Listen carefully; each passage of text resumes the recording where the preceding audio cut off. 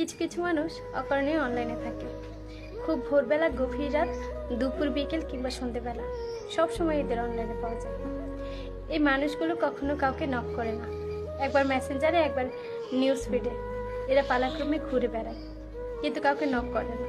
এই মানুষগুলোর জন্য অনলাইনে কেউ অপেক্ষা করে না, কেউ তাদের খুঁজে নেয় না, তবুও তারা অনলাইনে আসে। কি যেন একটা আকর্ষণ কাজ করে, কিন্তু কি আকর্ষণ কাজ করে তারা সেটা নিজেরাও জানে না। তারা জানে শুধু ফেসবুকে নিউজ ফিড স্ক্রল করতে আর অন্যের ডে দেখে ঘন্টার পর ঘন্টা সময় অতিবাহিত করতে। এই মানুষগুলো অনলাইনে কোনো বন্ধু নেই, প্রেমিক নেই কিংবা প্রেমিকা নেই।